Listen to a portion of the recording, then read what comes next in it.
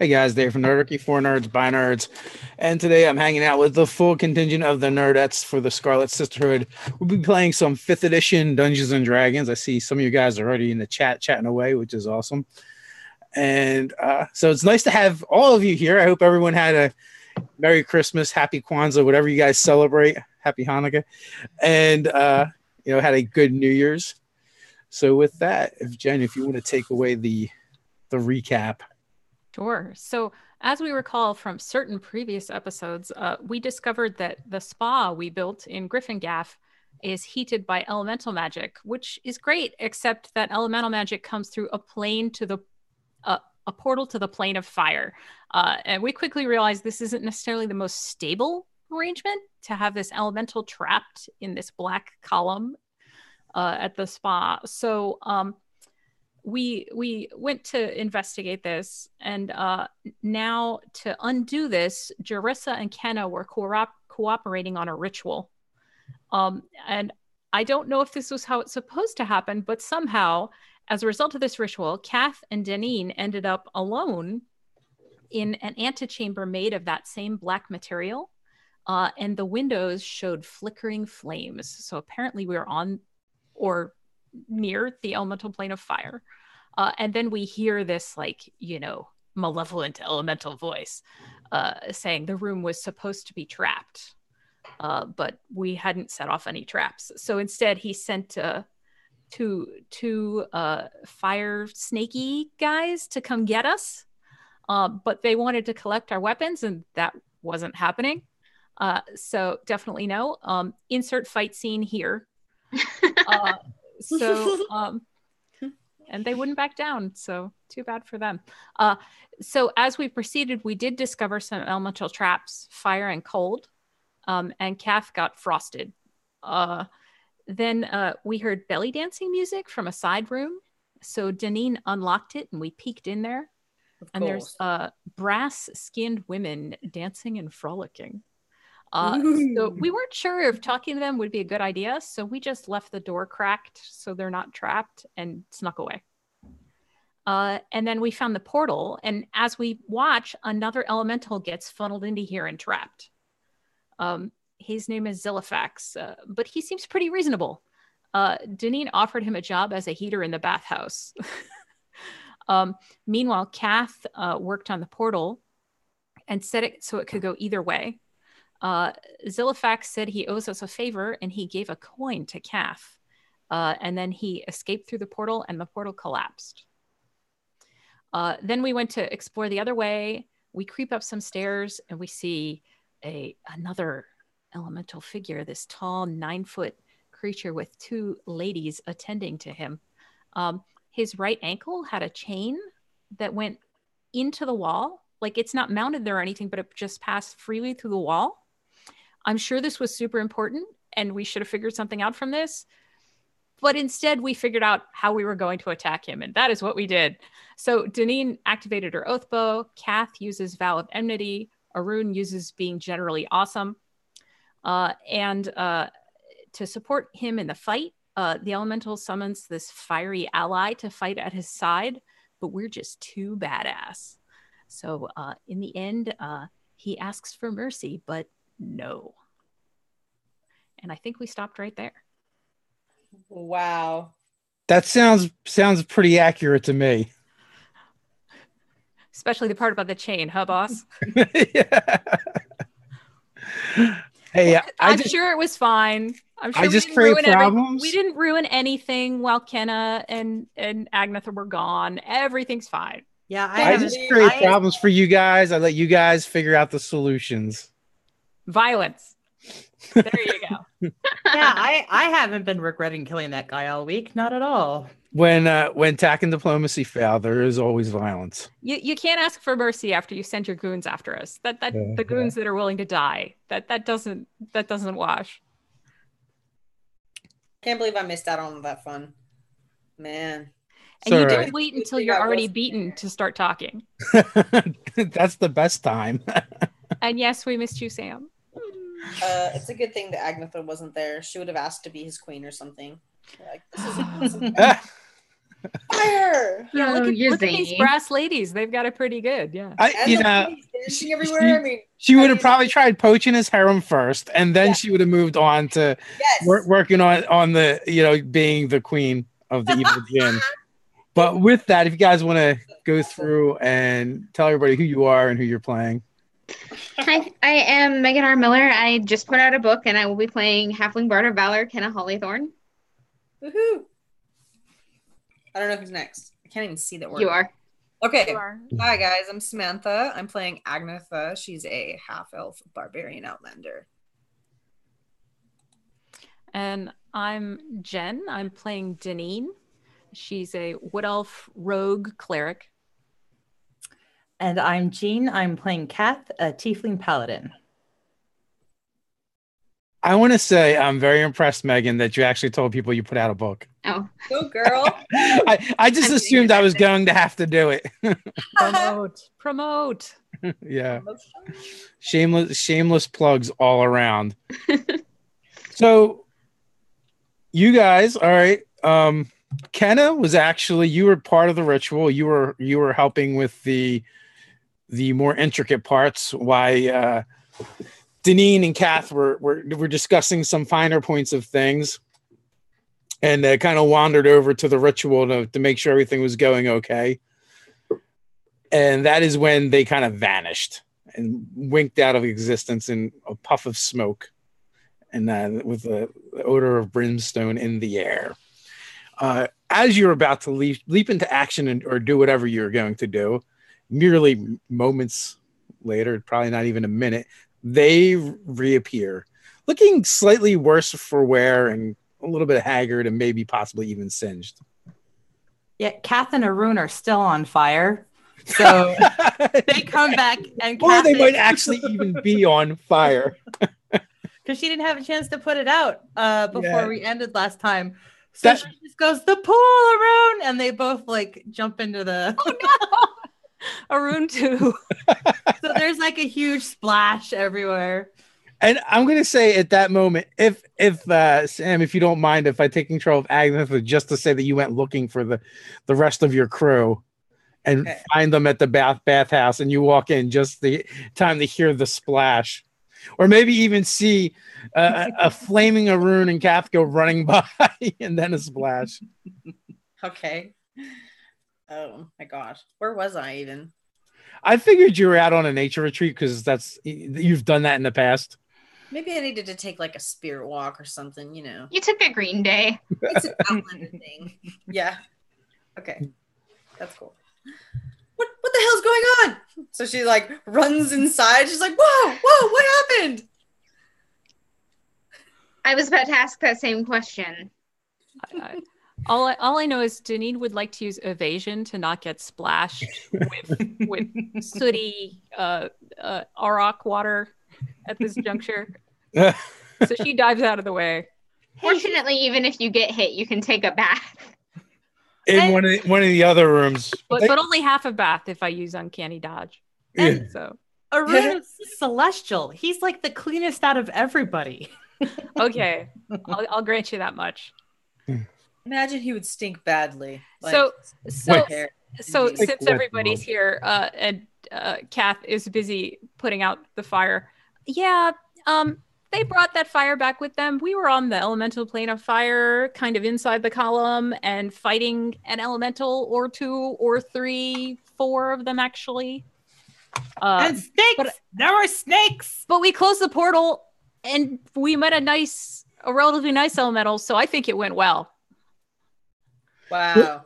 Jarissa kind of looks, where Kath and Arun were, and looks at you, and I don't know what went wrong. We started the ritual. We were just going to reach out and talk to them.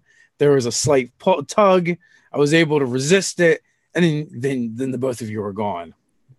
Well, they weren't super interested in talking as far as I was concerned. So, Oh, I can't really blame them for that after everything they've been through.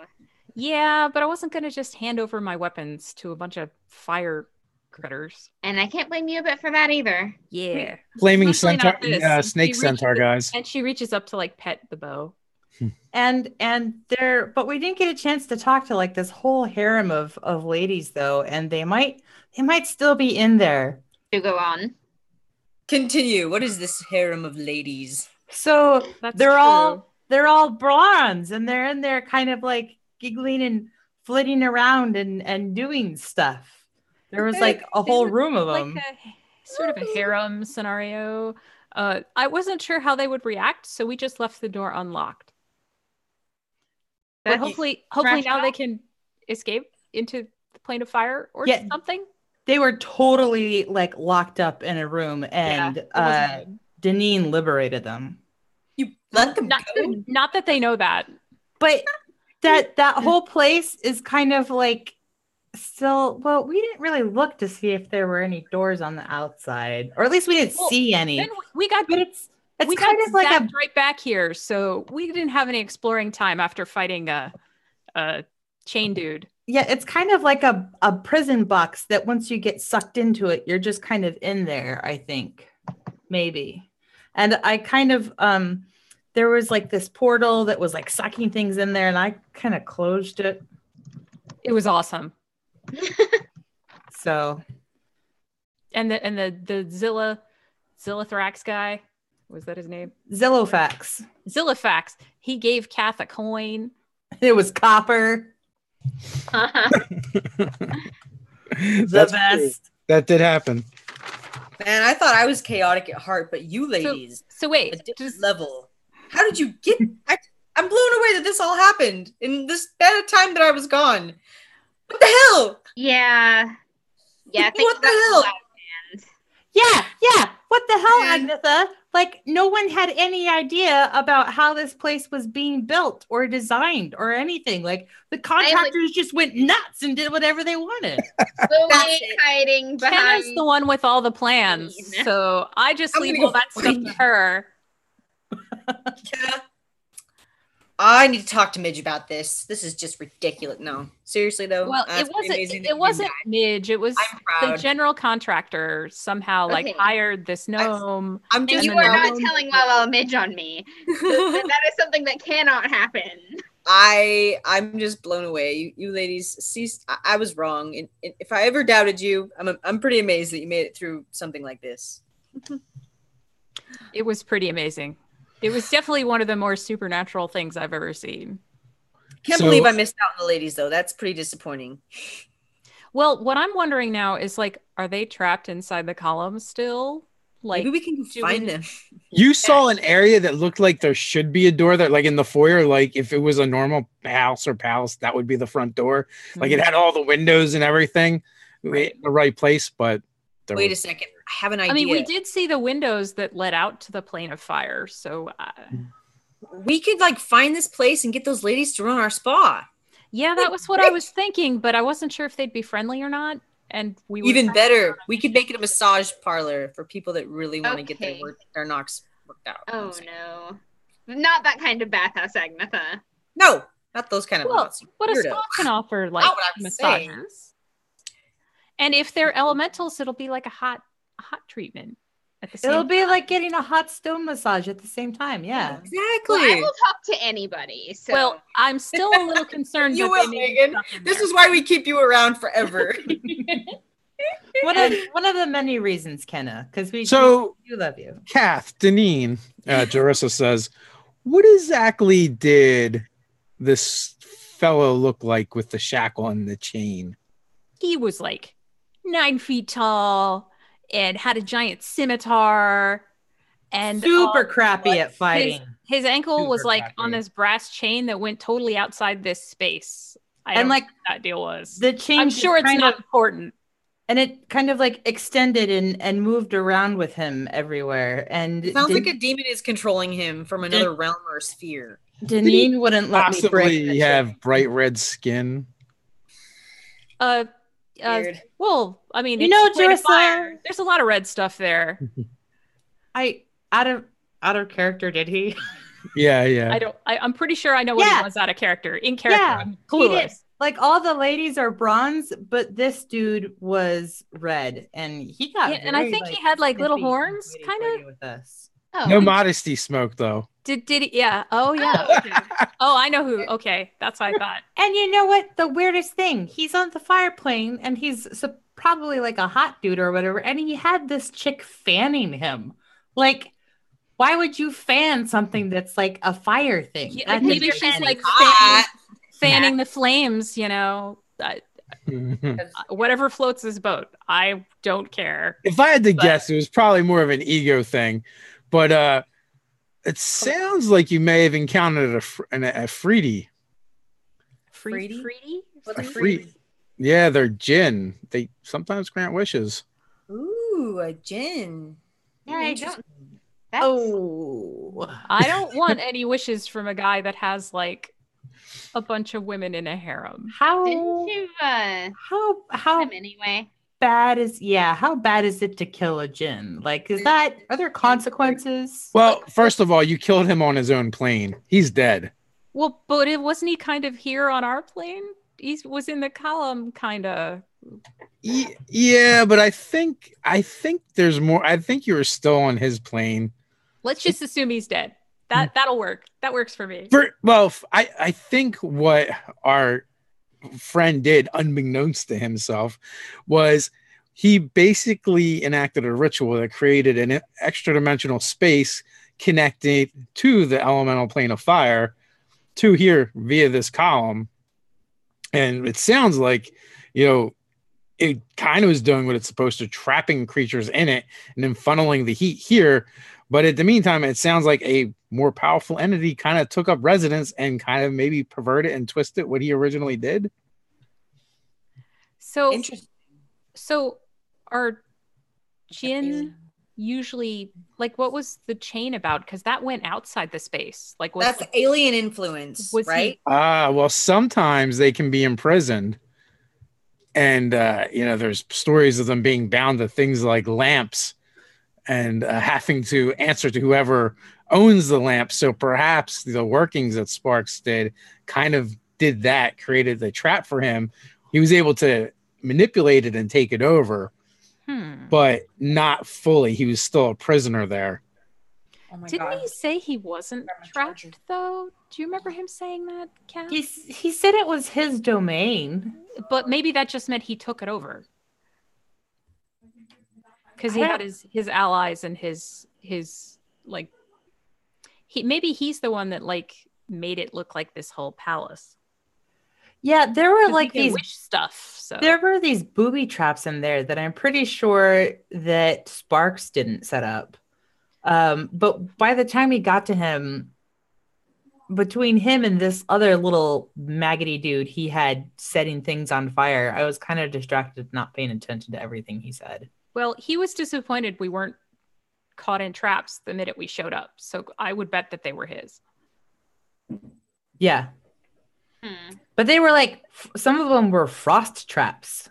So. Well, if the.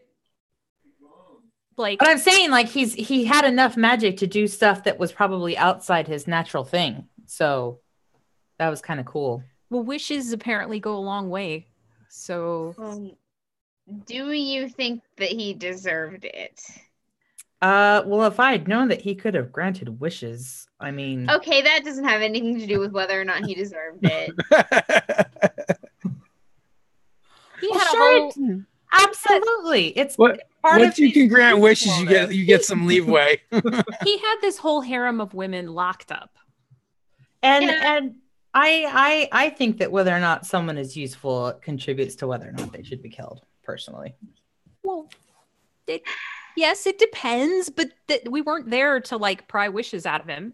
By that point, he'd already had his goons use violence against us. I mean, okay, if you think we originally went in there to talk, and this was not a talking scenario.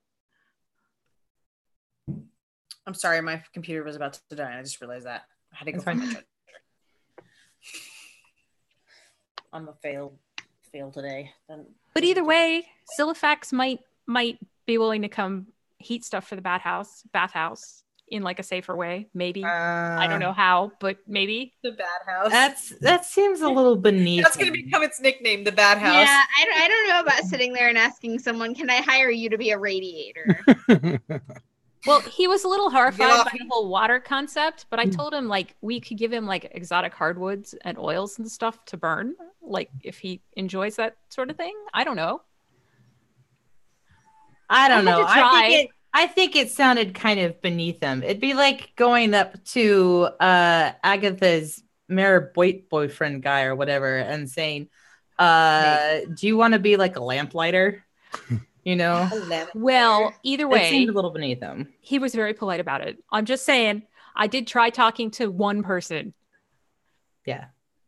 because You I talked knew to you would have one. wanted me to talk to somebody, Kenna. That's what I did. Hey, and we tried talking to the first couple of guys too. There were like 3 separate individuals that we conversed with. Yeah. Oh, Kenna, they had really cool sounding music in there. Did they? Yes. I'm really jealous. Is he True. still playing? The harem ladies had some totally rad dancing music that they were dancing to. Go put your ear up against the pillar. See if you I can hear do it. that. I do exactly that. I probably Nice. get burned, but I do it. It sounds like that song that I shared earlier. Yeah, that one. I should share it in the chat. That's hot. That's what they were dancing to. I can just see it now. It's amazing. You so you put your ear to the Yeah. column. You think you faintly hear it.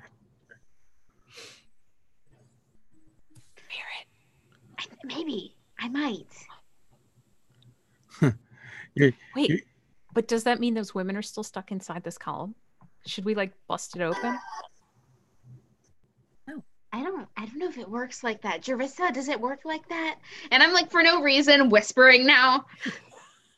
I do not think so. I believe there is a conduit between this place and that place, but I think inside the column is going to be the column.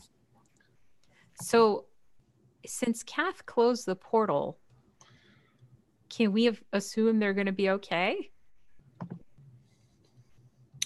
We don't actually know. They could be trapped inside the construct. Well, we might have would limited have gone to provision. check on them after the fight, but then the ritual was done and we ended up back here. So, Well, on the plus side, if they're from the elemental plane of fire, they could be some kind of elemental creature. They may not need the things that we need to survive. And they just might be stuck until someone can get them out. we did unlock the door. So at least they can go to the windows and like wave at passerby and get help. How about that? Great, you created a red light district in the elemental plane of fire now. Hey, we don't know. All right. It's just one more thing to figure out. Well, do we need to redo the ritual and go back in there? Do you think it would help? I mean, do we even know what to do once we get back in? I say, hi, are you stuck here? Would you like to work in a spa? I don't know. You're the plan, people. Hey, it's worth a shot. I'm down. Well, Jarissa, I hope you're enjoying your scholarly broadening of knowledge about the plane of fire. Absolutely. I will be sending a bill, by the way, too. We figured. I was hoping you would do it just for scholarly knowledge, but oh yeah, I get it. So, Kenna, if we're gonna go back there, do you think maybe you can like send some healing my way before we go? Oh gosh, how bad is it? And I turn to you and I'm like already starting. She appeared here on fire. You know what? I just didn't even think anything of it because you're kind of, Well, yeah, it doesn't burn as badly as it could, but I just thought you were immune to fire or something. I'm sorry, I didn't realize. So she casts. How bad is it though? Like, I'm about halfway down. Oh, okay. So maybe we take a little break first. Yeah. Well, let's And- take a rest. And a rune is less than half. Cast Aw. Cure Wounds at level 4. His fur is all singed. 4d8 plus He's 4. bald. Prestidigitation on a rune. He looks like one of those goblin cats now. Aw, Take that back. Oh no, he can have a level 2 Cure Wound. that was a great look.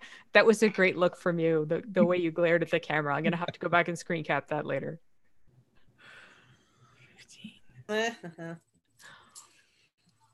Well, then the question would be, how are you getting back in?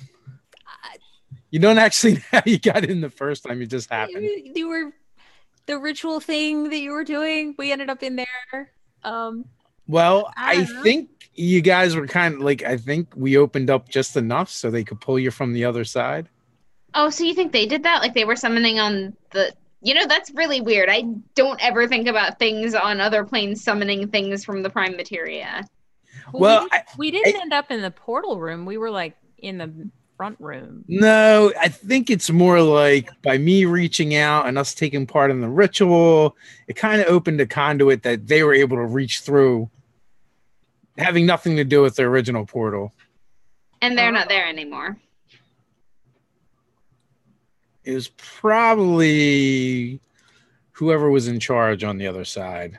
Well, that's a problem. I Well, wonder we're hearing if music- Sparks could take us back to the same spot. He's the one who put that thing there in the first place. I thought you said he was like major amateur hour, Gav. I didn't say that. Jerissa said that, and I probably agreed with Jerissa. But even if he didn't know the ramifications, everything he was doing, he could probably like maybe get it back to the same spot. He So would at just least we'd open be another there. hole. That's what he knows how to do. Oh, Now, I appreciate what you ladies are trying to do, and it's very admirable, and I agree with it. But if you bring Sparks in and he is able to open it up, what if he opens the door on the outside instead of the inside? No, just look, Kenna. You said you heard music, okay? If they're still partying in there, they're fine. We just keep listening periodically. If we hear music, they're fine. If we hear nothing, they've escaped. If we hear like crying and wailing, then maybe we have to do something. How about that? And maybe we try and spend some time figuring out a solution and not wait until we hear crying and wailing, because just say I don't want to starve a whole group of fire people. I don't want to hurt them either, but I mean, right now they're still partying, so at least we know they're fine right now. okay. So what do we do That sounds meanwhile to reasonable. figure it out? And then I look at Jerissa super expectantly. Well, that might be a little bit beyond my capabilities. I mean, I might be able to pull an elemental to this place from time to time, but Oh, weren't we going to go up and talk to the mountain druid orc people about elementals? Yeah, that was part of the plan. I mean, we could still go up there. We could. I still have a letter to deliver. We have to go up there anyway eventually. There's also hags to deal with, just saying, so we don't totally forget, because hags... we're not. No, nobody's forgotten. Okay, just saying. Slask is that shaman up in the mountains that Alorna was talking about. So His name is Flask. Slask. Oh, Slask. Yeah. I was like, what? Slask. Who's Slask? That's the shaman. No, Sorry. he's the chieftain. The shaman is Wimiwam. Oh, that's right. I'm like, did I give out the wrong name? But yes, you guys had spent some time with Elerona, and I think Kenna might have taken down her life story since she's been in Gryphongaffe and was supposed to bring it back to them when you guys were going to ask for help about the shamans. So I need to do that. I said I would. That's true. You have a letter to deliver. And so you got that going on. And maybe we could ask for advice about the hags while we're there too. Like it's possible they might know something. And that's kind of plainer. It's kind of a stretch, but it'd be worth asking. And you also had found out information about trying to enact a ritual to banish the hags as well. What's this?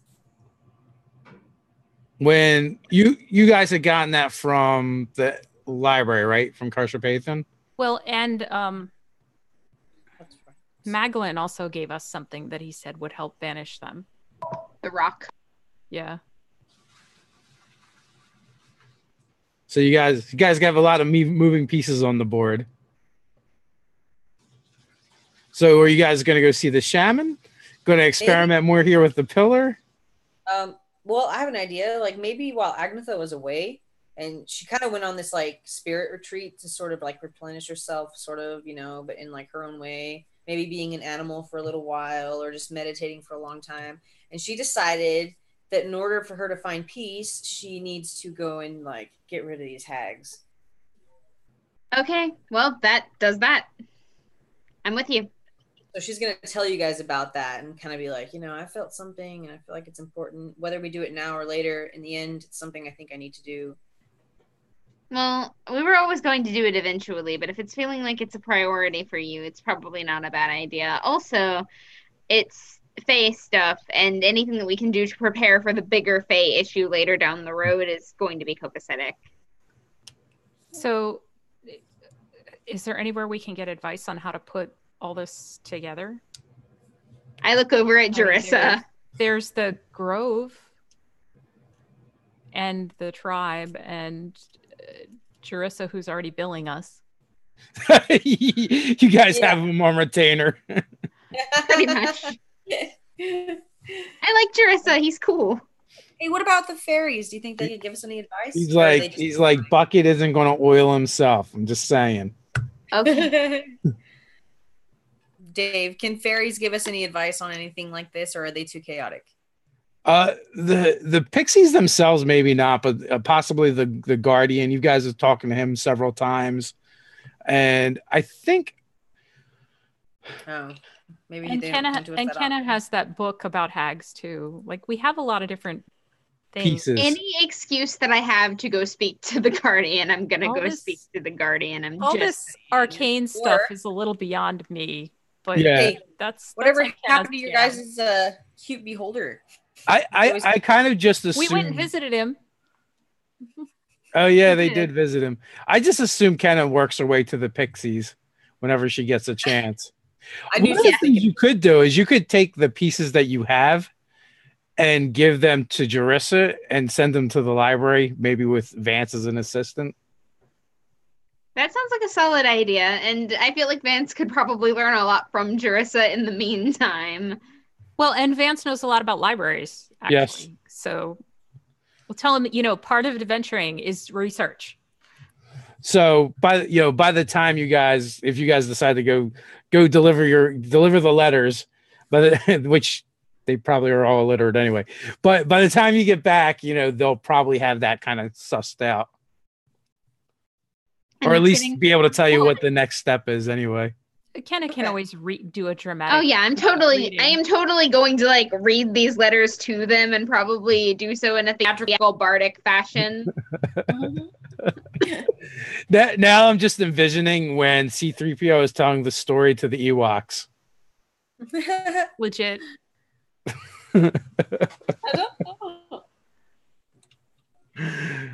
All right, so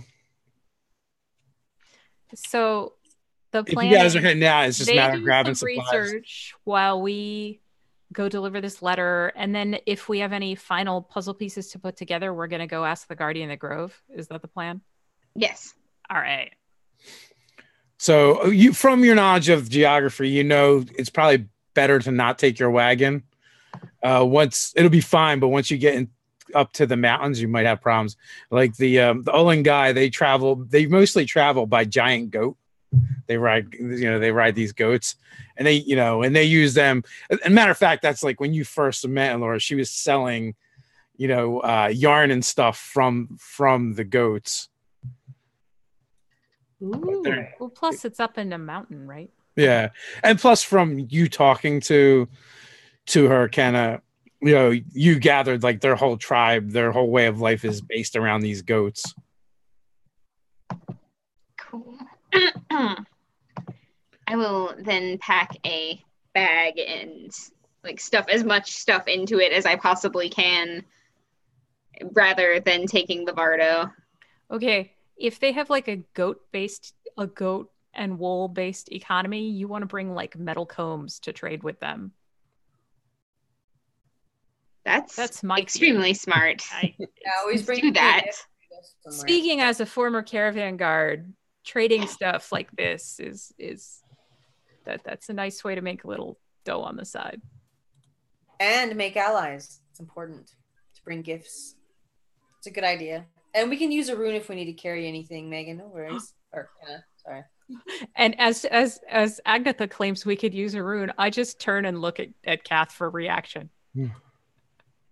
Or I look at a rune for reaction if he's here. I look at a rune and I say, do you promise if I put cooking stuff in your side bags that you won't eat all of it so that we actually have some to make dinner? Arun listens to you and cocks his head. Then he stares at Kath, and then she rolls her eyes and she says, he demands for his services 3 new colorful beads per day. 3 new colorful beads per day, and I'll get you a bushel of apples on top of it. You're a champ. And I pat his face. Kenna, go into town and buy a bag of beads and just give him 3 of them every day. He'll never know the difference. That's exactly what I'm doing. Like that's like they're new to him. You're so special. Polish them and everything. I like it that we're seeing your mercenary side, Arun. This is great. I will add. I feel like I'm really identifying with you more and more. Arun is only one modifier away from some people in the party. Yep. The main difference is that Deneen can read and write. That's pretty much it, right there. One day you're gonna learn that Arun speaks and understands Elven and can speak it better than you. That's right. You're like you don't understand how intelligent he is. I figure I gotta play my low intelligence somehow. That's why her Elven's so bad. Perfect. You know. Hey, I just improved mine from 8 to 10. I'm moving up in the world. Oh no, you're more educated than me now. I have wisdom. Hey, I'm still street smart though. I've got wisdom. That's true. I just don't have intelligence. We have learned a thing or two. Yeah. It's all street smarts wisdom. Yeah, it's a different kind, Right. So yeah, the standard of going through telling the family not like that we're heading out again. Probably. Yeah. Are we in we're still in town.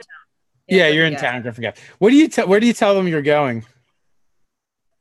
Exactly where I'm going. So there's like a gaggle of halfling children around you, making demands for things to be brought back. I'm making a list. Yeah, you guys are like Gypsy Clan. You tell each other everything. The smallest one wants a goat. Okay. What? A goat? Like a baby goat? But aren't these like giant goats? Yeah, they are. The orcs ride them. Oh my goodness. I will see if I can find like a baby goat kid for the baby halfling kid because you grow up with an animal. Oh, I made myself sad. Aww. Yeah. By the way, Agnetha, we discovered that Kenna's cousin is spending more and more time with Monty. No. Monty's spending more and more time with the cousin. Oh, right. Yeah. But Monty's going to have to come with me at least this time because I'm not walking up a mountain. Well, it's good that you're leaving. It's good that you're leaving the Vardo here because it gives Alarian extra time to make it totally awesome with all the carvings about your mom. Mm-hmm. And the music. And Kenna still doesn't know about that yet, does she? Oh no, we're going to that's surprise right. We didn't her. say it. Okay. Well, then Deneen gives Kath a significant look and says, well, it's probably just as well that we're leaving the Vardo here. Right, because you remember it got a little busted up and they're still working on the repairs. Oh, yeah. Don't remind me. I mean, that Wainwright did okay, but I'm personally a little concerned of where you're going to put the evil stuff without the flour. Oh, we'll keep the flour. Yeah, we'll just take the flour with us and put it in one of the bags with all the cooking nonsense. It's the perfect opportunity to accidentally cook something with that flour. Oh my god. Like, this is me out of character saying I want that to happen. You want it to get mixed up? Yes. Excellent. Like, is it in a different container now because the original one was chipped when the Vardo got damaged? Yeah, but we didn't realize that they had moved it over to a different container as they were. Also, Kath walks up to, after we get through the conversations and we're running around getting prepared for this trip, Kath walks up to Agnetha and pulls out a couple super thick brownies from her pack. And she says, Oh, I right. swiped these from Lorna and they are loaded with choice pipeweed. She's like really happy.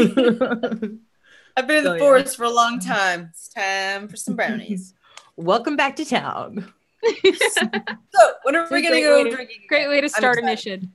Yeah. Agnetha needs a little chaos now that she's been so meditative. You know what I'm saying? That whole like yin and yang thing. You can go wrestle. You can go wrestle an orc. And I'm missing my man. I need to go and visit him before we leave. I don't know why. That's a different kind of wrestling an orc. Maybe. That's the only kind, sister. But anyways, that's not what I was saying. Really? Now that I'm thinking of it, maybe it's not so bad. No. She's just gonna go into town, and maybe she might invite some friends if you guys want to come or something. We can have another good night in town before we leave. Maybe something like that. That's probably what Agnetha would do. As soon as I get my errands done, I'm with you. So we still can't plan anything about opening the spa until we know that the brass lady situation is resolved, which we're not going to know till later. All right. Well, on the bright side, that gives me time to sit down with Kath and ask her everything she knows about a grand opening and like training people and business. We need much talking. Agnetha, I see that terse smile on your face, but we're doing it right now, and everything turned out for the better, so it's gonna be fine. Kath will get super detailed with you. Like, oh, that's fine. I am totally all right with detail. I will write everything you say down verbatim. When you ask, she produces a drafted plan already. Oh, that she'd worked on the night before after finding out that, you know, everything had gone wonky. Kath, you are freaking amazing. We are so lucky that we have you, and I will hug your arm and possibly get some tail in there because it's always like all over the place. She's like, whenever you hug her, she like wraps her tail around you to squeeze you to her tighter. Oh. It's like, you're welcome. I don't, it's not very often that I get to flex this muscle, so it's good. So, you know, one of the things you probably pick up is a new container for your flour because you know it was crack. You noticed it had a crack in it, so you know just transfer it over. Right, which means none of the rest of us will recognize that container. Yes, exactly. So I've noticed tonight Kath's tail's been very well behaved. Well, you know, after the burning and the drowning, it's probably pretty sedate. It's very tired. Yeah. It does what it's supposed to, like 1 time out of 15. So you guys shop, and whatever you guys need, you get provisioned. We'll just say you have it, as long as nothing too crazy. So on the road, you guys are probably like halfway to the mountains when you notice up ahead there's a storm moving in your direction. I've been singing road songs the whole way up until this point. Looks like it's gonna rain. Let's duck inside the farm. Oh no, it's not here. It's literally a storm moving your direction. You can like see it. It's almost like you just see ahead of you swirling blues and whites. The one time I don't bring my house with me. Have I mentioned that I hate nature? Sorry, boss. It's definitely a snowstorm. Oh yes. Agnetha loves the snow. And it's a bit odd because you can kind of like see like in the distance as it's moving, like you can kind of like see the perimeter of it. So it's not like huge, it's kind of small. I have a question for you, Dave. That's what she said. Yeah. Has Deneen ever seen snow before? That is up to Deneen. Like, isn't Ryler south of here? Ryler is She's gone up and down the road like with caravans, but that's it. So Oathganya has a reverse equator. So there's a polar band. And you guys are moving towards it, but it's a ways away from where you're at. I'm gonna say no because that'll make her extra miserable.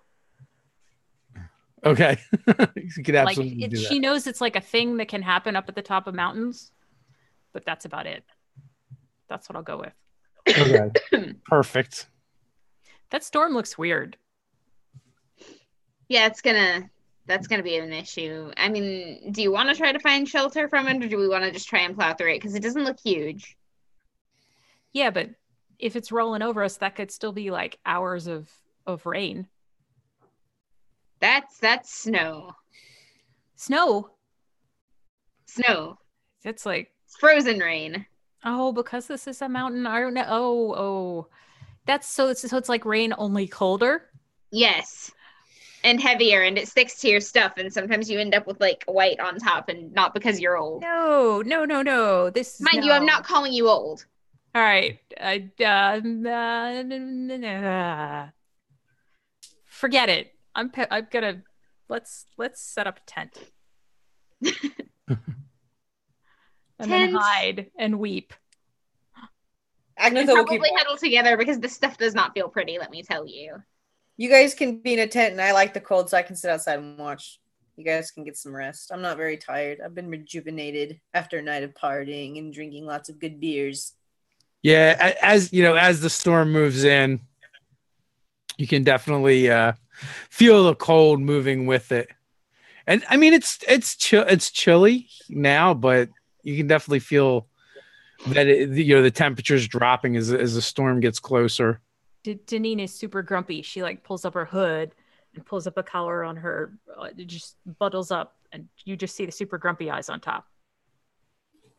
I curl up with Monty. So the plan is to kind of like wait it out. Yeah, we set up a tent. Okay, so the wind is kind of whipping and howling, and you guys set up a tent. And, between you're able to get a fire going.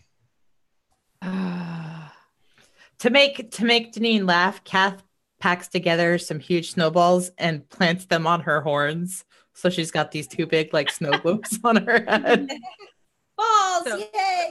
Deneen is in her cloak, but she still goes, okay, that is kind of amazing. I approve. You after a while though, you kind of like feel a slight tremor on the ground as you're huddled up with each other, trying to just stay warm. That's normal for snow, right? I'm gonna peek out the door. And Agnetha, you said you wanted to stay outside and kind of like take in the brisk air. Agnetha's like standing in the wind, letting her face get red by the freezing cold and like breathing deeply. Like, yeah, the wind's like whipping. Well, there is a fire, but yes. You even find like a nice boulder with a tree next to it, so you can like kind of hang from the tree and stand on the boulder and kind of like survey. Well, you see forms moving in the distance. Okay. And at first it's really hard to make them out because of the snow whipping around. The first thing to come into the sight are these two woolly beasts. They got blocky heads, and they kind of have huge bodies that are low slung to the ground with 6 legs, and they look like anteaters if they were more squared and more had like a stubbier snout. Yeah. And you hear every once in a while, you hear like this chewing sound and this clacking sound as they approach. There's 2 of them side by side, and then you realize behind them they're pulling like a sled, and every once in a while you hear the crack of a whip. And these things are enormous. They're like elephantine size. Ooh. And there's a man who he seems slightly bluer than the rest of the snow and the surrounding area is slightly whiter, and he basically looks like this giant blue Viking, wearing armor with a great axe strapped to his back, and he's on this sled, and behind him on the sled is this like a covered area. Looks like it could probably hold a decent amount of cargo. There's like a tarp over it or something. You're not sure what's back there. He's He's blue like me. I wonder if he's a tiefling. Is he, or can we tell what race he is? He's like 12 feet tall. Okay, not a tiefling. And he's alone? I'm Oh yeah, you can say he's alone. I am legitimately just gonna step out waving my arms, going, hail stranger. There you go. I was thinking the same thing, Kenna. Let's see if we can speak to this guy. I'm going to go with my What? default response and just immediately hide. Yeah. Besides, it might be warmer for me to be continuing curl up somewhere.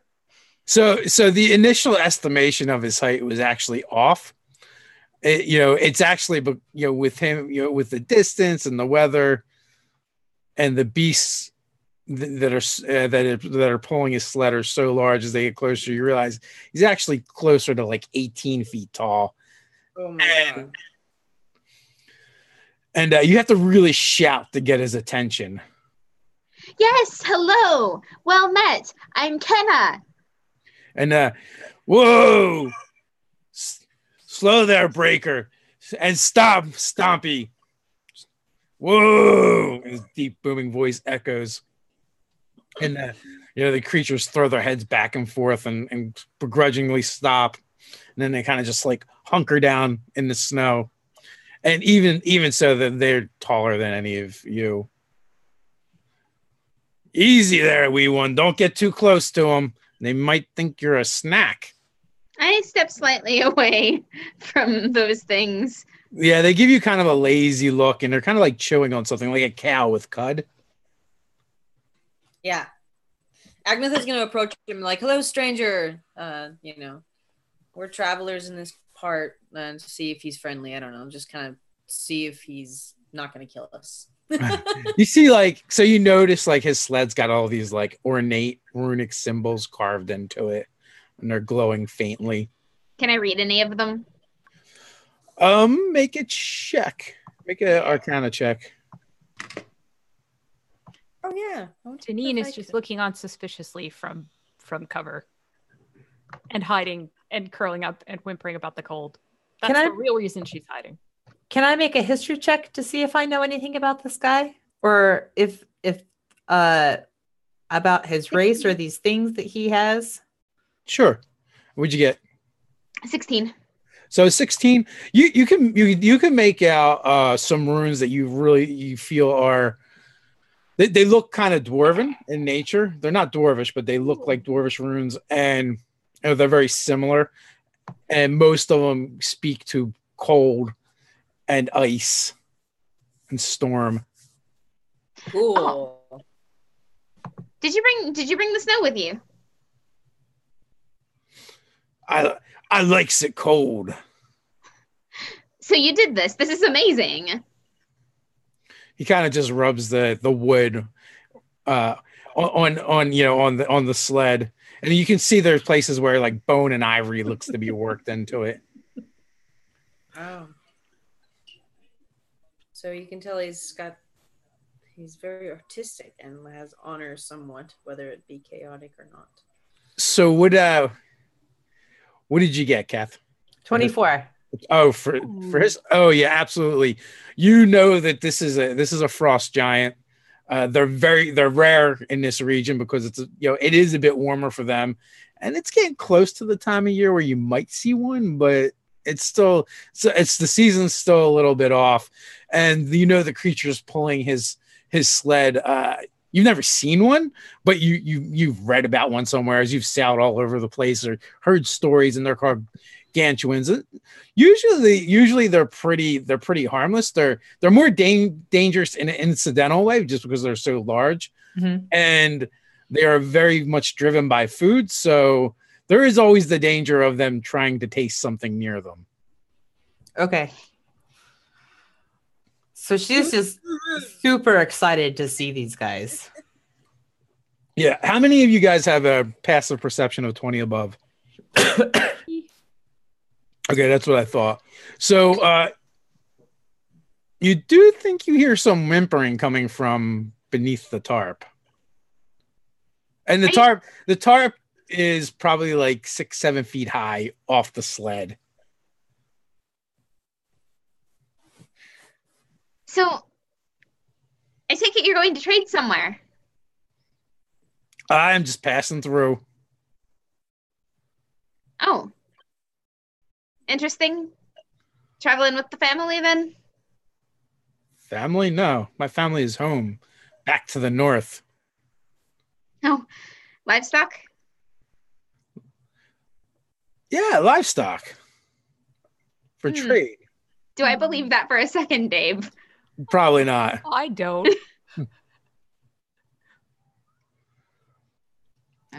Okay. I'm just going to trust Deneen to do her sneaky thing while I'm talking to this guy and keeping him. Since Deneen went to hide immediately, she might as well be gone. But yes, she is sneaking. I trust you. And so when she hears this, while you guys are talking to him, she will reluctantly leave where she's sort of cozied up. Okay. Cover and start sneaking around to the back of the wagon. Sled. Make a stealth check with advantage because of he's 26. distracted. Okay, 26. so you totally blend in and kind of disappear. And since it's snowing and I'm a wood elf, I can hide even like Easier. The snow is enough for me to hide in, which is pretty awesome. Yes, so you kind of like vanish. Yeah. I'm gonna slink around to the back here and try to take a look under this tarp.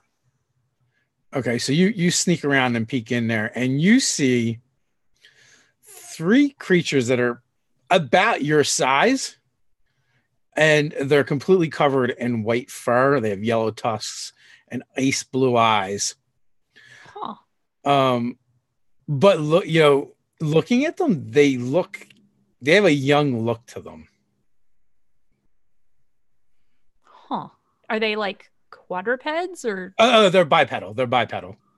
So I'll whisper, "Hey, are you like people?" They like scurry to the other side of the cage and they're kind of whimpering. They seem very animalistic. They do have looking now that you notice you're looking, they do have claws. So Deneen's not sure, but they do look like they're on the young side, and that means honey candy. You want some honey candy? Here, look. She'll toss one out there. It works every time. Keep trying. Absolutely. With you are able to entice one of them to take it, and once one takes it, they all do. So she'll smile expectantly to see if they give her any kind of reaction, even though she's ready to snatch her hand back if any of those claws come her way. I'm going to go out on a limb and say Deneen's seen like apes before. Well, there were those weird gorilla things that we fought up by Angus's house that were also white, but these aren't them, are they? No, these are not. These are actually bigger than they were, and they still look like they're probably young.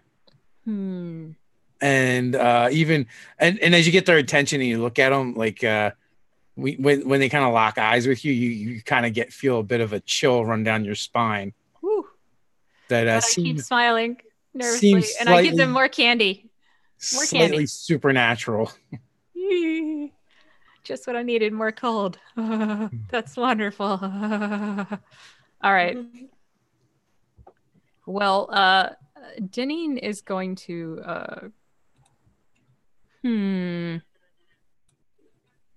I think I'm going to have to report in to the ladies because this is an ambiguous situation at best.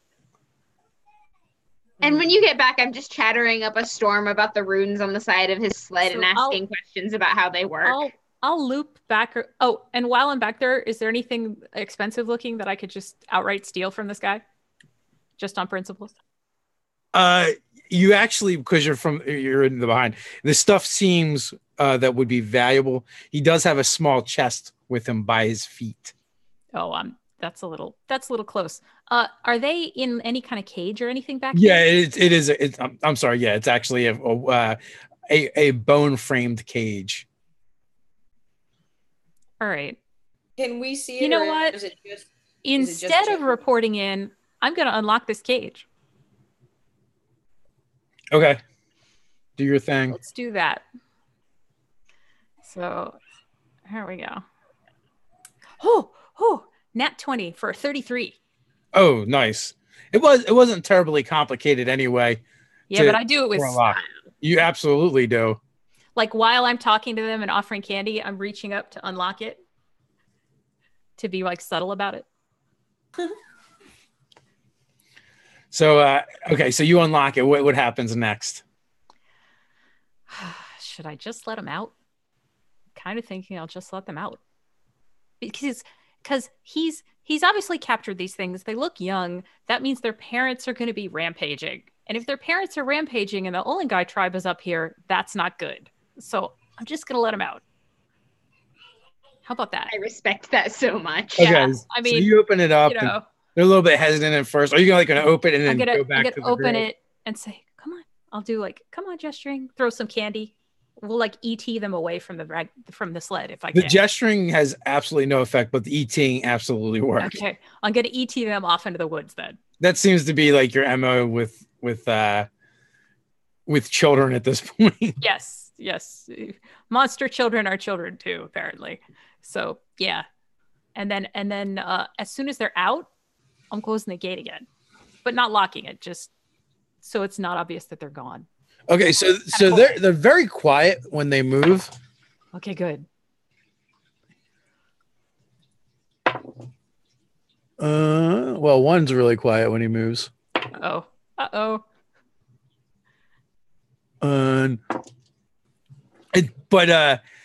So here's what happened. The one comes out, scoops up one of the candies, and just starts slinking off, almost like a cat. He's so stealthy. The next two come out, and they both reach for the same piece of candy. Uh-oh. And they start fighting over it. You could get out of here. And I get a little bit louder, and I say, are you from very far north? Have you ever been to South Haven? I start chucking candy into the woods.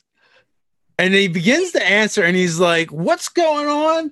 And he looks, and he sees, he sees the two critters, wrestling with each other outside the cage. Oh. They're totally doing like the Bugs Life thing with the you're fired, the Beatles, and he just starts to kind of like growl, talking to us like gravelly, growly voice. Get in there, cage! And then the whip cracks in the air, and then it flickers out again and grabs one of them kind of like by the neck and pulls him back. Oh, no. Pardon me, mister. It doesn't seem an awful lot like that's your family. What are you talking about? Or livestock. These are not my family. These are animals. I told you my family's back north. Those are animals. I cast tongues. Ooh.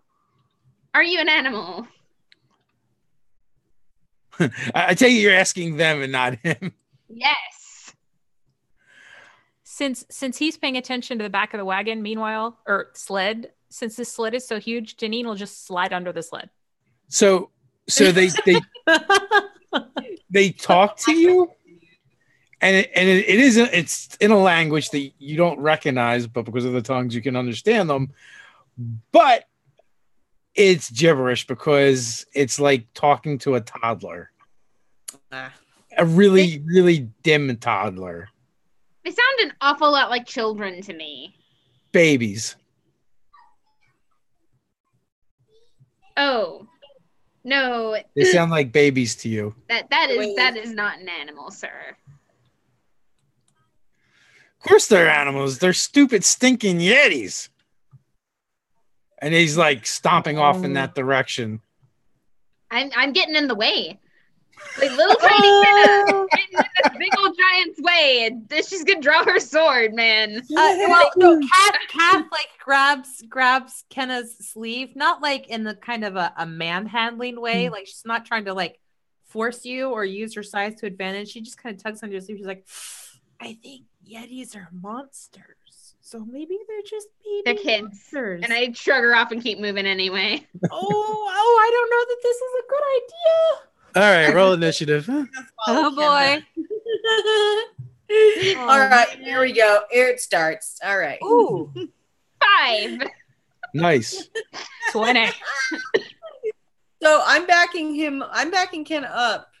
Oh, you're kidding me. Oh crap! I only sent that to Deneen. Yeah, It's okay. it's weird like that Fix it. sometimes. Is this yeah, okay, sorry, it was a 13. All right.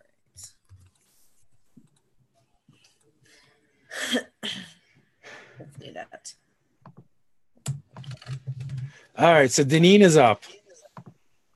All right. Let's add more distraction for this guy. Since I'm already under the sled, I'm going to continue forward to his animals. And let's just I will step aside so that hopefully I don't get run over by the sled, but let's just jab one in the butt so they start running. How about that? Okay. Get out of the way real quick. So, all right, make an attack roll. Your choice. You can either make an attack roll or a handle animal roll. My attack rolls are usually better. Yeah. Let's go with that. But you can choose whether you want to actually do real damage or subdue. It's subdual. Okay. Like she slaps him with the flat of something. Okay. So, but she slaps him real hard, apparently. That's Savage. Yeah. Do I have a surprise on them? Because if so, it's a crit. Yeah, you they would. like take it either like So she puts her all into it, and with a roll of 30, it's 62 subdual damage. No. You destroyed it. So I think like you went to slap it on its, to just poke it in its rump, but like you misjudged. I think. Right. He's like, whoa! We're all taking it back. We're like, woo! Are they How furry? did you have done that? They're very Are they- furry. Okay, They're, so I really misjudged. I thought the fur was like really deep, and it turns out it's not deep at all. They look like, like if you were to mash together a 6-legged anteater with a woolly mammoth. Woo. Yep. So that was a little harder than I meant. And I'm going to zip off into the snow quickly after that and hide just so they don't. Hopefully they'll run away. We'll see. Okay. So when you do that, then it's his turn next. And he's looking, at the Yetis.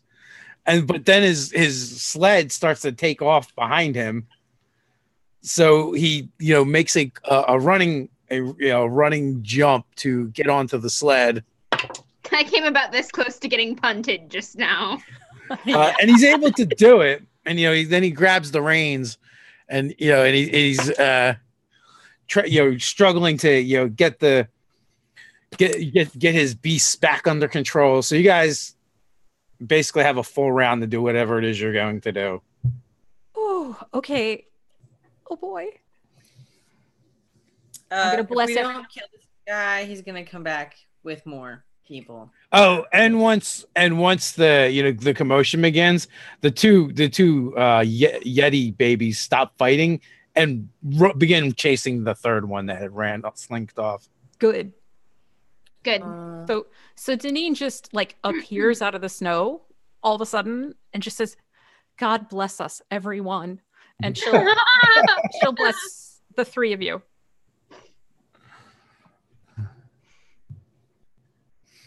So and then vanish off into the snow again. All right, so I believe that brings us to Kath next. Kath goes running after Kenna. I was like, Kenna, wait, I just don't know that this is a very good idea. He's really big, and they're monsters. They're gone. Don't worry about them. They're children. But Kenna is about as mad as you have ever seen Kenna be. Kat, if there's little baby ones getting taken, that means there's parents that are going to be on the rampage, and we have apparently friends that live on this mountain. So how about less rampaging? But we don't know where they're from. I mean, he could have already come down the mountain. Well, he could have already come a really great distance with them.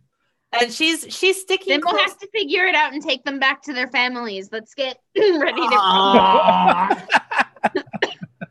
And like Agnetha's just sort of like, not my zoo, not my monkeys. But yeah, I guess kind of cute little monsters. So Kath is sticking close to Kenna in case she has to like step in front of any large attacks coming in Kenna's direction. But she's, I hate children. But yeah, as far as babies go, Sam, these are just slightly smaller than you. Well, yeah, but aren't they like kind of like they're kind of, that's their mindset more like, not that they're small, they're that way in their mind. Yeah.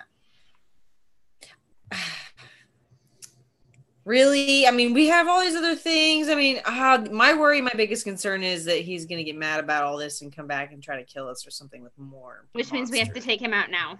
He had a cage made of bones. He's not a nice person. No, he's just going to do this again. Well, in all fairness, people from the Arctic tend to use bones for a lot of things because there's not a lot of stuff to work with. But Deneen doesn't know that because she's never seen snow before. Well, there's that. So what is Kath actually doing? You have a round to figure something out if you like. She's sticking close to Kenna, and she has an attack readied if anything comes after, if this guy decides to come after Kenna. But other than that, she's holding her action. Okay. What does Agnetha want to do? She wants to go after the giant. In the end, she's just like, well, if we don't follow him at least and see where he's going, this could be bad, or he could go and get more of his people. Oh, well, he's kind of making a wide arc with his sled. He's turning around. Oh, he is? They don't corner well. They're, you know. Is he coming? So he's going to turn around and go back. Well, yeah. Okay, so we should probably kill him. If we want to make it up this mountain, right? Hell yeah, we should kill him. Because he's going to come back with more of his tribe or whatever. Said he lives far away. Deneen doesn't say it because she's already vanished back into the snow.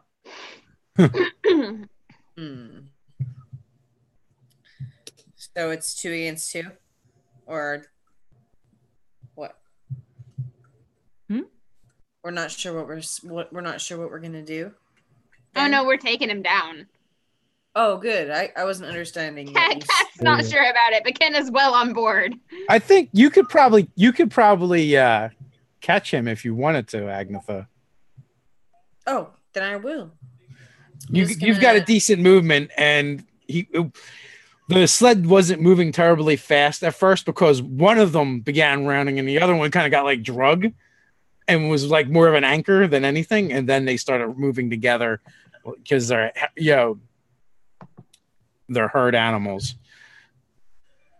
So if I run up to him and try to do one of my parkour moves to kind of like try to kill him like really quick, can I try to do that, or am I going to be fast enough? Okay, so she's just basically she's just going to try to do her famous like jump up on him, try to stick her glaive into his brain.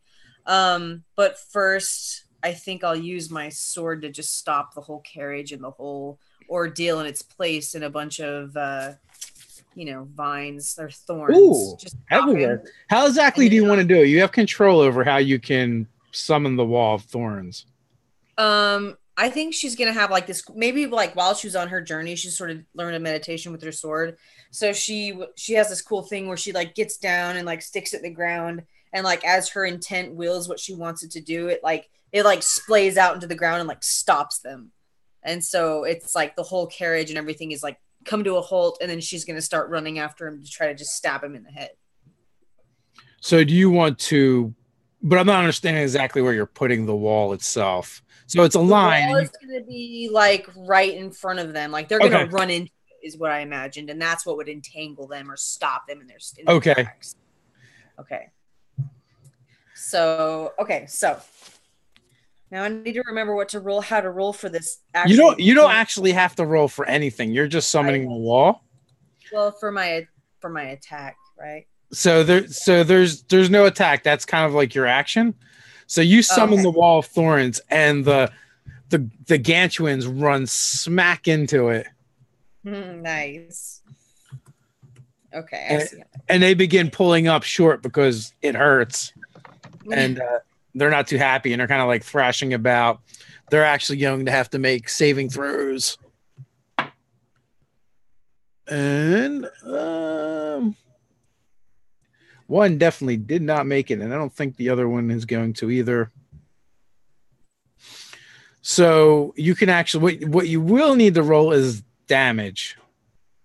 Okay. And 7d8. D8. Yep, 70d8. 7d8. Okay.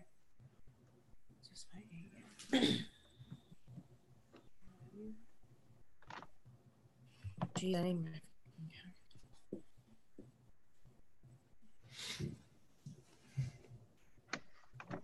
So they begin like making this awful shrieking noise as thorns are like digging into their thick hides.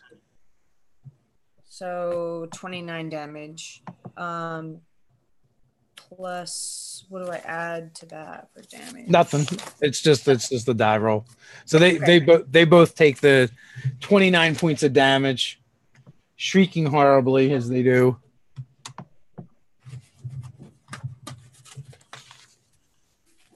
But they pretty much like blast through your wall though. Okay. But it cuts them up in the. It stops. Yeah, it cuts them somewhere. up in the meantime and slows them down. Okay, perfect. That's kind of what I wanted.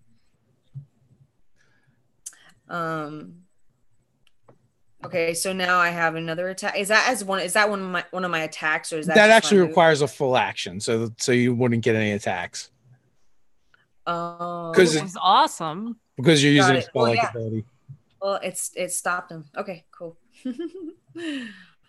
Yeah, and the giant is cursing, and Yeah. unless you understand giant, you don't have no idea. I But when have you tongues cast right now. you do know what he's saying.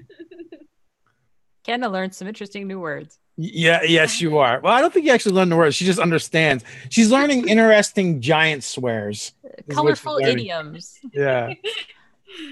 Kenna's awesome. I filed those away for later. So with that, it is Kenna's turn. All right, so I am going to give Kath bardic inspiration. I will like lean over and mutter something to her about like, just encouraging words about how we don't let slavers walk, and then I will cast blink. Okay.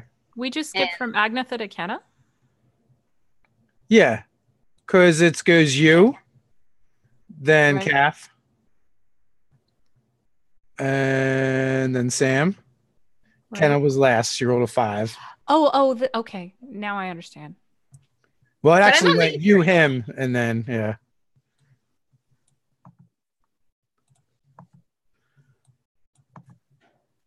So with that, we were back at the top of the order.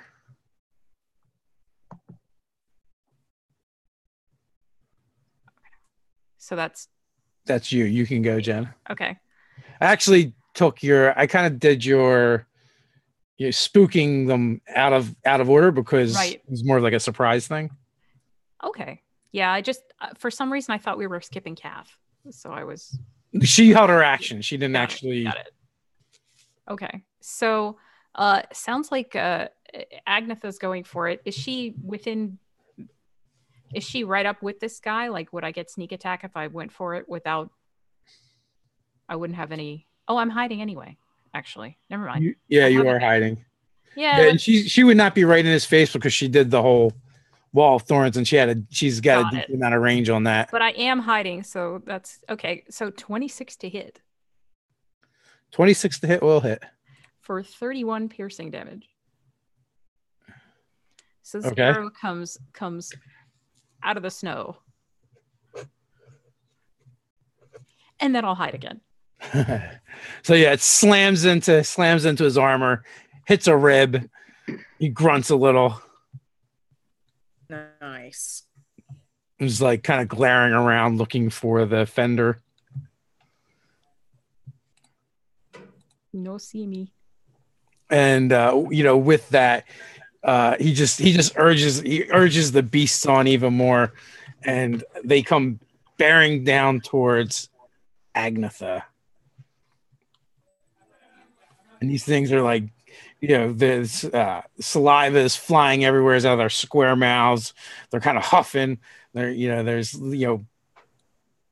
flecks of blood in the snow. So they seem very, very unhappy. I have to break some kneecaps, man. All right, so they're actually probably gonna both hit you. A 21 is the lowest. And Me, right? yes. Yeah.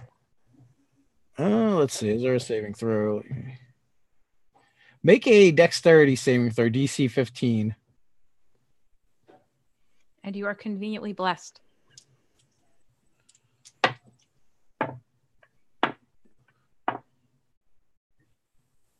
So actually, you're going to make 2. So 5 and 1. Oh, that's I can't help you there. All right, so that makes things a little bit easier because now I can just tally damage up.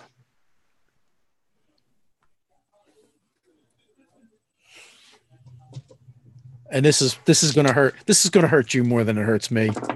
Good, because it just enrages me all the more. Hurt me.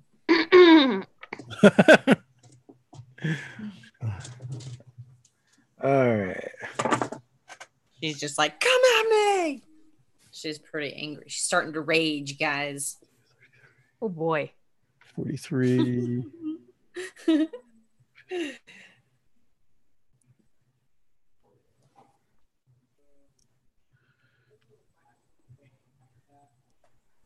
$77. Man, I'm pissed. as these things just basically run you over and knock you down. Does she get to half that? Are you raging yet, Sam? Do you have the barbarian ability that lets you rage as a reaction, or as it isn't? Actually, that's only if I you're think surprised, right? That's like surprise. I'm not surprised. Yeah. Yeah. So now she eats it. And they come right on by. They just keep going from the ground. You can actually take an attack of opportunity if you want. I'll probably do that. You want to take it at one of the beasts or the giant? Your choice. Well, the beasts are running at me, right? And they're the ones that just they ran over you. Would be more of a accurate statement. She's gonna stumble up and run towards the giant. But you're gonna be attacking with disadvantage because you are on the ground. God. He's really tall. He's really tall. I mean, hitting the creatures would be way easier than hitting him. But here's my idea, okay, Gob? I'm gonna go for the back of his knees and open his vein right there, or whatever it's called. Okay, well, give me an attack roll with disadvantage. I'm just gonna go for his legs and slice the back of his legs. Oh, that's squicky. Hey, do go on. Kenna, you're the one that said we're playing for keeps. So 8. No, that was me as a player. So right. A little bit squicked out by that description. An 8? In the best way. 18. Oh, an 18. An 18 will hit. Woohoo! Okay. Awesome. Blossom. Where's my tan gown? So so to figure out your damage, and while you do that, he's just gonna go right on by you, slice the back of his legs. Some blood splurts out. It's not as a grievous wound as you would have liked. And he comes bearing down on Kath. 27 is probably going to hit, and then a 15 is probably going to miss. Yeah, 15 does miss. Yeah, so he kind of just leans down from outside the sled and just does a figure 8 real quick in your direction. It was 14 damage, by the way. All right. Perfect. And you will take 27 points of damage as the flat of his axe catches you square in the chest. Ay, ay, ay. This is going great. We're good. All right, so that brings us to Kath. Remember, you have bardic advantage. And blessing. And blessing. And So technically, you can take an attack of opportunity as the sled goes by. Against the beasties? The beast or the giant. The giant will be slightly harder to hit because the sled kind of is giving him some protection, some cover. So they're trying to get away from us, right? You're not sure if he's trying to get away from you and get back to the Yetis, or if he's just doing a drive-by. He did just run over Agnetha, though. He did violently run over Agnetha. All right, then I'll use my attack of opportunity, and I'll take a swing at him with Pigpen. Okay. Thank you. And I'm assuming 25 will hit, yeah? Yeah, absolutely. All right, then he takes 15 points of damage. Okay. And then I'm going to cast Bane on him as my action. Okay. So with Bane, I'm going to actually target, it's up to 3 creatures of my choice. So him and his 2 beasties, they have to make charisma saving throws. And if they fail, then they have to roll a d4 on every subsequent attack roll and subtract that from their attack. So because this guy hits hard, so she's going to try and make it so maybe he can't hit quite as hard. Like an anti-blast. I like okay, it. and what is the DC? The DC is 15. Okay. So unless he's got a really big negative to his charisma, he passed, and he does not. And the beasties, I think they're going to fail. Yeah, both of them fail. So the critters fail, but he does not. All right. Well, that's something. It's definitely something. Oh. And Kath is still like talking to Kenna and like, you know, and even though like Kenna has blinked away, she thinks that Kenna can still hear because they've probably talked about what she does when she disappears. She's like, Yes. I don't know that I'd call him a slaver. He might just be a hunter. I mean, I'm going to help you kill him because you want it. And, you know, we're tight and everything. But, slaver, I think that might not be accurate. Trapper might be more accurate than hunter. They're alive. Says the beggar king to Kath, and she repeats that. The boss agrees with me. He's thinking maybe he's just a trapper. All right, so I think that brings us to Kenna. No, Sam. Okay. Sam is up. Yes. Okay, so I just got hit in the chest by this guy, right? No, you just got ran over by his critters. You just got run over by a reindeer. Oh, I'm sorry. I thought you said that after I hit him in the knees, he like turned around and No, he charged past you, like they ran you over, and then they smacked Kath. Oh, and that was the 77 damage. Oh, thank God, because I was like, seriously, I'm gonna die. Yeah, you took that much because you got ran over, and Right. Kath then took 27 for getting smacked with an axe. So it's going to be half your movement to stand up. Okay. Am I behind him, right? You are. He's probably about 30 feet away from you at this point. How did he get 30 feet away? Oh, because he ran away. They stampede. He was charging, right? He was getting attacked. Yes. So. Oh, Okay. but you have a glaive. You can move 25 feet, so that actually gives you 35. Nice. Nice. I'm just gonna. Okay, so this is where I'll try to do my jump and stab move in the head off of his back, since his back's turned towards me, right? Okay, and you're raging now, and from the back, he does not get the cover, so It's not a surprise to him, right? it is not. It's just a normal attack. Although you're a barbarian, you can always reckless attack if you like. That's what I want to do.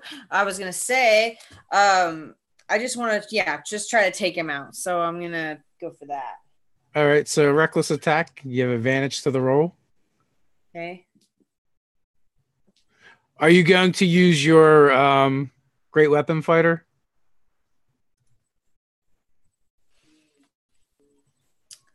I might as well. Yeah. That's -5 plus 10 to the attack, right? Yep. God, it's been so long played. Okay. Okay, so I got a 20 for my for the attack. That hits. Okay. And that was with my advantage. So it's an extra attack, right? With the reckless attack.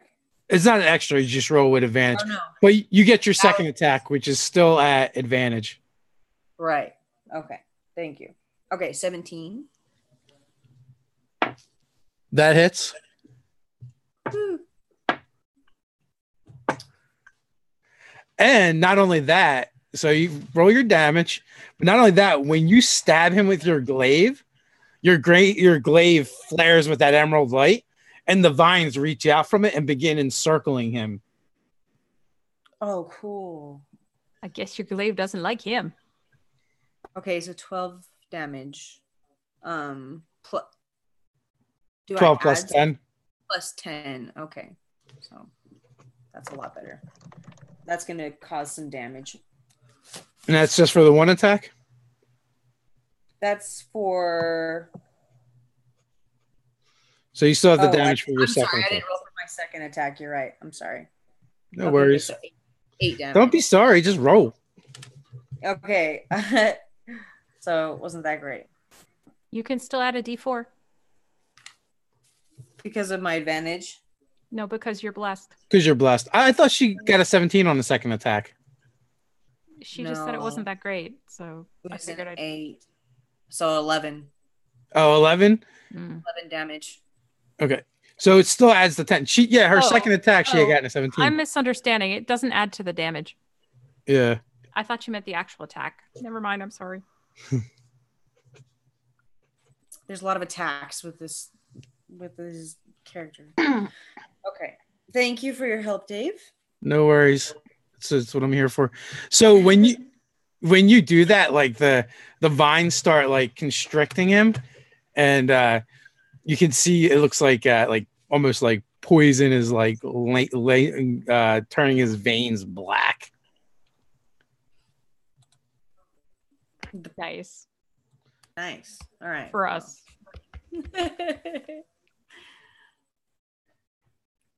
Who is up? Now that is Kenna. I'm going to blink in next to Agnetha and dump a level 5 cure wounds to her. So that will be 5, I believe, d8 plus 4. And then, yes, blink back into the ethereal plane. Thank you. Okay, so you get some healing. 32. Oh yeah. Can I also give her the bardic inspiration? Yes, you can. Yes. Which is that D8? It's a D10 now. Oh, nice. Thank you, Kenna. All right. You made your roll to blink back out? Yes, I did. Sweet. So that takes us to Deneen. Deneen is going to do what she loves to do so best, which is he's not looking good at all. Good. Well, that's not nice. There's a lot of stuff not nice here. He's just minding his own business. Minding his own business with somebody else's kids. 23 to hit. Somebody else's chaotic, evil kids. The kids can't be chaotic. Well, all kids are chaotic. Because, of course, frost giants aren't evil at all, ever. No. So that's 23 to hit for 25 damage. Yeah. Tell me what happened to him. So another arrow comes whistling out of the snow and just thunks into the side of his head. He just kind of convulses and dies upright because the vines are holding him up. They're like lashed to the ground. And these creatures are still stampeding around. So yeah. Well, and those things just keep going in a straight line in the direction they're going. Oh, but there was that chest of goodies. Oh no, I may have to pursue them. You do have you've attacked. You have your movement. I have movement. Oh, okay. I'm gonna jump up onto the sleigh. All right, give me a athletics check. Athletics. I can do that. It's only a -1. Hey, a 15. You're good. Hey. Janine surprises herself. So she sort of clambers her way over to this chest and tries to open it. Okay, well, you're still moving. Yep, I don't care that it's moving. Okay. Maybe I'll just kick it off the side. Can I like slide it off? Because it was at his feet, right? It was. So it is the chest. When you get to it, you realize it's actually carved out of ice. It's cold.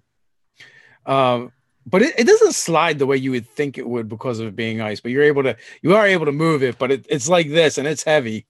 So you and it go kind of like tumbling off of the sled, if that's the way you're doing it.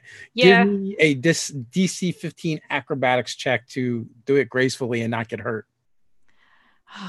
Janine is normally super graceful, but the effort it took to slide this chest is clearly wrecked her game because she gets a 13. All right, so you get skinned up for 5 points of damage as you and the chest are like rolling. It's kind of like jumping out of a moving car. Worth it. Hashtag worth. Can I like blink back into being next to Janine now? Since my knee is skinned and I want to put ice on it, I just put my knee against the chest. Or the ground, or, Yeah, exactly. A quick cure. After a while, the storm seems to move off in the direction of the sled. Oh, there goes Kath's tail. Yeah. It's the agitation of a fight, clearly. Yeah, yeah. So, what is everyone doing now? It just butters my biscuits. So she's popped back in then? Yes. She's like, so Yetis are like evil monsters, right? If it can speak, then it's at least partially sentient, and kidnapping something like that isn't cool. And they're little. They're just little ones. They're babies. And veal is the tenderest meat. So as Deneen is working on getting this chest open, she says, look, I'm the one that unlocked the gate. My take was, if there's little babies here, there's angry parents out there, and I don't want angry parents on this mountain where this tribe of people that we're going to visit live. They can just take their little baby Yetis and not bug them. That's my hope. That's my hope. Hopefully the parents and or the babies don't go through the village now on their way to or fro. For all we know, he might have already gone through the village. We should kill these little babies too. I'm sorry. No, we are not baby Yetis. Agnetha. They are monsters. Okay, but they haven't done anything yet, and we can't just judge them based on past performance is not necessarily an indicator of future results. What? Just because Yetis have been bad in the past doesn't mean that they'll grow up to be terrible. Agnetha says that the worst thing is, I'm sorry, but we might have to kill the little baby goblins and then have Arun. They're not goblins; they're Yetis, and if they do something bad, then we can consider it. But they're just babies. Arun's gonna have to pee on them to wipe out our scent and everything. I'm sorry, it's gonna be brutal. Arun doesn't pee.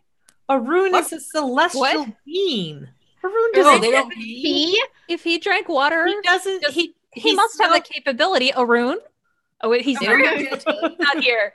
But I'm going to ask him next time I see him. So Arun is around. He comes trotting up. Arun, So... you can't pee. Says you're not capable of peeing. I thought you were a man. I'm sorry. Arun looks deeply offended, and he glares at Kat. And she's, I didn't bring this up, buddy. And he wants to stop talking about his personal business. She's maybe impugning the functionality of your junk, Arun. I'm concerned. Oh God. Agnetha looks to Arun. She's like, I'm so sorry. I didn't know. That being said, one of you guys got peed on by an imp, so. I don't remember. I think it was Kath. And meanwhile, Deneen is just busy chipping at this ice on the chest to try and get it open. Agatha's gonna check help and you. see if She's I like, have half any, the reason I attacked. So I'm pretty sure I can use prestidigitation to start a small fire and help her melt this. Ooh. So the thing about the chest, Uh-oh. there's not Maybe I should've actually a inspected it keyhole or lock. It's just frozen, a big block of ice. Shaped That's like a chest. what I mean, it there's a seam there. But I can tell there's stuff in it, right? It definitely feels heavy, yeah. Of course, a block of ice would also be heavy. Like, I'm hoping there's stuff in here. So let's get this thing melted open. Yes. So- I'm gonna help you. Prestidigitation. So Give me Kenna can make fire. Yeah. The fire does not affect it at all. Oh, Huh. that's actually really interesting. I cast thaumaturgy just to make the fire a little brighter. It's definitely bright and it does some cool reflecting things off I'm of it. gonna make it green. Like Kat, come check this like- out. this green prism flame. effect. If you want to give me an investigate check, you can check it out. Yes. Yes. With prestidigitation, does it add any kind of chemical into the fire? 15. You're still blessed, aren't you? 15? Oh, I am still blessed. Maybe. It depends if it's been more. It's probably been more than a minute, actually. Oh. Has it been more than a minute? It's probably towards the tail end. You can try it. Is Deneen 19. assisting you or 19. Sure, I'll help. 19. all right? So the two of you are kind of like crawling over it. You can give me another roll for advantage. Ooh. So you're at a 19 so far. 22. A 22. You can determine that this is magically sealed. Whether the chest itself is magic or it's magic that has sealed it, you're not entirely sure. But the fact that it is made out of ice and did not melt when you put fire directly to it. Kath, get over here and dispel the thing. Kath has been like talking to Arun, who is like snorting and pine, and she's trying to like talk him down and be soothing and things like that. And yeah, Arun is not happy. Here, I'll trade you, and I'll walk over and like get out a handful of new beads for him and start putting them in his mane so that you can go and deed. He Magic. knocks you over. Oh, I give him the most hurt look. Like my little lower jaw is trembling and everything, and I'm like, but Then he just turns his butt towards you. is this about the pee? I warned you guys, Kath says. We didn't say You anything bad about his You pee. didn't listen to me. I cast dispel magic. Sorry. I'm gonna like get him an apple out and everything and start Give trying to me make good. a caster check. A what? Caster check. So it's I believe it's your modifier plus. It's like you could just roll charisma, basically. Yeah, pretty much. Okay. And am I still blessed? Yes. Ooh. All right. I love that cackle. DC 27, sir. Dang. Okay, so you're able to pinpoint and focus your dispel magic like a laser beam at to where a lock would be, and you hear a magical tinkling sound like chimes, like wind chimes or something, and it just cracks a little bit. So Kath approaches this, and as she's getting ready to like do the detect magic, she taps on it with her fingers, and then she puts her ear to it, and her tail comes and taps on it, and she listens to different parts, and then she's like, "Oh, I think I've got this figured out," and that's when she casts a spell to undo it. Yeah, it just like cracks just a tiny bit, and there's like this soft blue glow that is kind of issuing from that crack. I open it up. So you open it up and you look inside of it. The chest is like it's probably about 2 feet by 12 by a foot by like 18 inches deep. And you open it up and you see like a pool of a soft glowing light inside. Ooh. Marcellus Wallace's soul.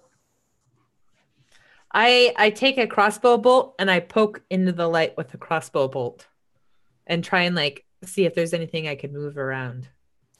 So you poke it in and you feel like there's a lot of room. Like you poke it in and you're poking it in and poking it in, and it's like going past where the bottom of the chest would be. Oh, because it's like a pool of light kind of resting almost like in the bottom or halfway or the bottom quarter of the chest. So Cass says, check this out. And you see like her whole arm disappear down into the chest and then come back out. She's like, I think it might be like a bag of holding kind of. Because we need to see what's going on over there. And this is really cool. Is it a thing we can take out of there, or is it this giant heavy block of ice? Hey, Agatha, help me turn it upside down and shake it. Okay. So it begins to rain gold, silver, gems. Ooh. And a couple other objects fall out. Charissa, you can bill me. And I think that's where we're going to wrap up for tonight. With Agnetha and Kath making it rain.